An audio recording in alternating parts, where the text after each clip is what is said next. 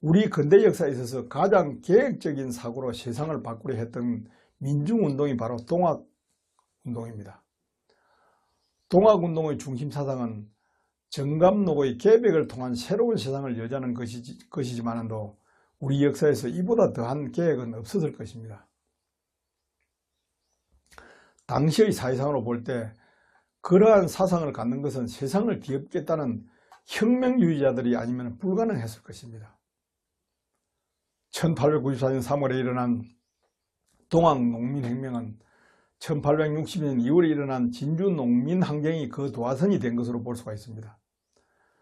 세상을 바꾸려던 시도가 비록 실패했지만 수많은 민중들의 지지를 받았고 상당한 기간 동안 존재하면서 민중들의 힘을 모을 수 있다는 사실만으로도 역사적으로 큰 의의를 갖는 사건입니다.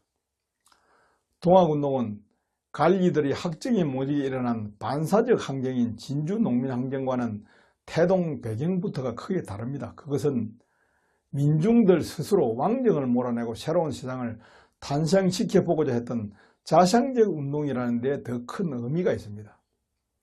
그러면 당시 동학운동이 태동하게 된 기반이 무엇인지 궁금할 수 있습니다. 물론 가장 큰 사상적 배경은 당시 백성들의 공감을 받았던 정감록의 새로운 시대 창조 욕망이었을 것입니다. 하지만 전국의 사정이 비슷했음에도 그 지역에서만 사건이 발생하게 된 것은 특별한 저력이 있었음을 짐작할 수가 있습니다. 이 의문을 풀기 위해서는 동학운동 중심지의 땅과 동학의 지도자들을 살펴볼 필요가 있습니다.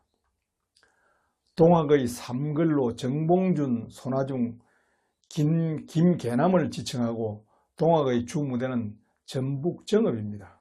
예로부터 정읍 일대는 풍수지리 도참과 민족 종교의 보고라고 지칭되고 있습니다. 두성산 시루바위 아래에 정산교의 창시자 강정산의 유적이 있고 이평면 장묘리에는 전봉준의 고가가 있으며 같은 면 하송리에는 만석보 유적지가 있고 덕천면 항리에는 황토인 전적지가 있습니다. 또한 고부면 신중리에는 동학행면 모이탑이 있고 산해면 동국리에는 많은 명당들이 있어서 신비감마저 드는 땅입니다. 그래서 여러 비결서들이 이곳을 편편금, 즉 모든 땅의 조각들이 하나같이 금싸르기 같은 땅이라고 적고 있습니다. 이 지역의 특징은 한 가문이나 한 가족의 부귀영화를 바라는 것이 아니라 모두가 잘 살고 질병과 전쟁과 흉년의 삼재가 없는 계백의 신천지를 추구한 인걸들이 찾아 나섰던 풍수적 명당이라는 점입니다. 이곳의 대표적인 지세가 평사나간이라고 하는 넓은 들판 가운데로 지기가 융성한 조그마한 산들이 우뚝 솟아 있습니다. 그리고 그곳에 기대어 마을이 자리 잡고 있으며 주위는 흠준한 산세로 가려져 있는 산간의 대분지 형상을 하고 있는 곳입니다. 평사나간터는 외부와 단절된 분지지형 특유의 주변 산세가 공간적으로 고립성을 확보해 줍니다.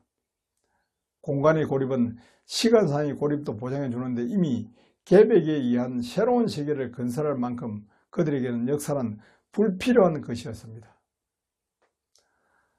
그들은 외부와의 단절을 통해 심리적 안정감과 억압과 굴욕의 역사로부터 해방된 이상세계를 건설했다고 믿었을 것입니다.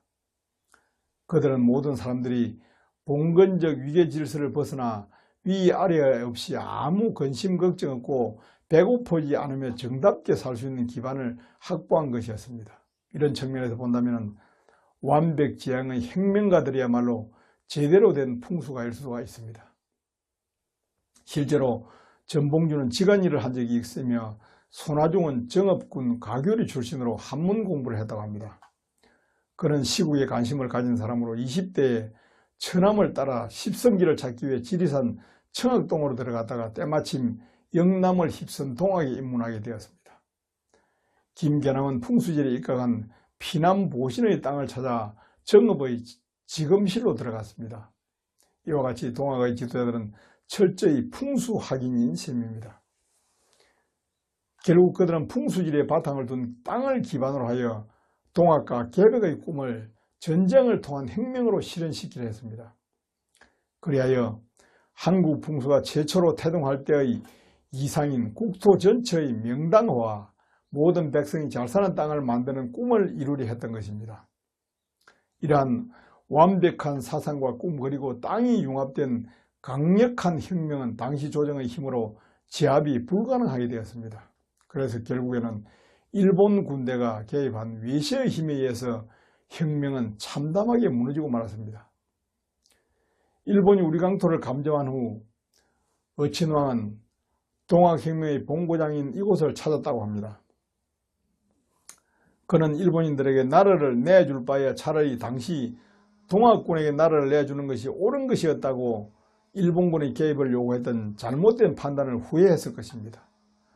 비록 당시에는 그것이 세상을 뒤바꾸는 천지개벽으로 지배계에 정해지는 엄청난 아픔일지라도 나라를 통째로 잃어버린 굴욕과 천추의 한과는 비교되지 않기 때문입니다.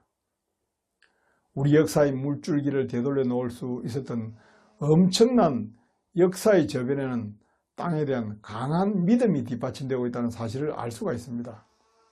또한 그것이 우리 민족의 심성에 얼마나 넓고 깊게 자리하고 있었는지를 짐작하게 해줍니다. 이것은 한국 전통 풍수가 개인의 사역보다 모두에게 행복을 주는 것이어야 한다는 사실을 일깨워준 사건으로 현대인들의 땅에 대한 바른 이해에 도움이 될 수 있다고 생각합니다. 감사합니다.